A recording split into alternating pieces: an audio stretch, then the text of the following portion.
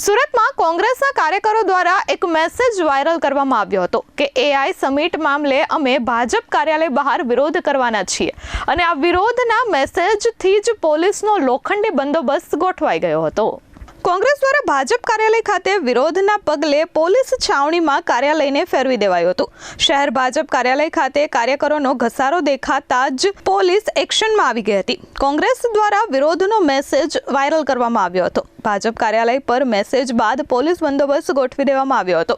કોંગ્રેસ દ્વારા AI summit મામલે વિરોધ નોંધાવવામાં આવ્યો હતો। જો કે મોટી સંખ્યામાં પોલીસનો કાફલો તૈનાત કરી દેવાયો હતો। ડીસીપી, એસીપી સહિતના અધિકારીઓ બીજેપી કાર્યાલય ખાતે બંદોબસ્તમાં ખડકાઈ ગયા હતા।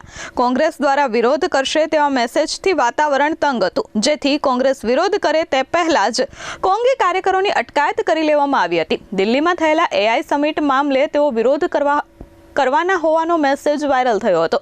જો કે થોડા દિવસ અગાઉ જ બીજેપીના કાર્યકરો અને નેતાઓ દ્વારા વિરોધ પ્રદર્શન અને રાહુલ ગાંધીના પુતળાનું દહન કરવામાં આવ્યું હતું। ત્યારે શહેરમાં ચર્ચા જાગી છે કે બીજેપી વિરોધ કરે તો પોલીસ તેમને સુરક્ષા પ્રદાન કરે છે, જ્યારે બીજી બાજુ વિપક્ષ અથવા તો અન્ય કોઈ વ્યક્તિઓ વિરોધ કરે તો પોલીસ બંદોબસ્ત ખડકી દે છે।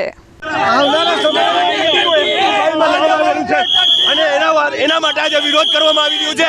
ભાજપ હંમેશા લડતી है, पुलिस को आगे करती है। ભાજપના સત્તામાં ભાજપ હંમેશા ડરી ગઈ છે અને જ્યારે એફટીન ફાઇલમાં નરેન્દ્ર મોદીનું નામ આવી ગયું છે ત્યારે આ ભાજપ ગભરાઈને યુથ કોંગ્રેસ પર ખોટા કેસો કરી છે। પણ અમે રાહુલ ગાંધીના સિપાહી છીએ, અમે કોઈથી ડરવાના નથી। Bureau report S24 news, Surat.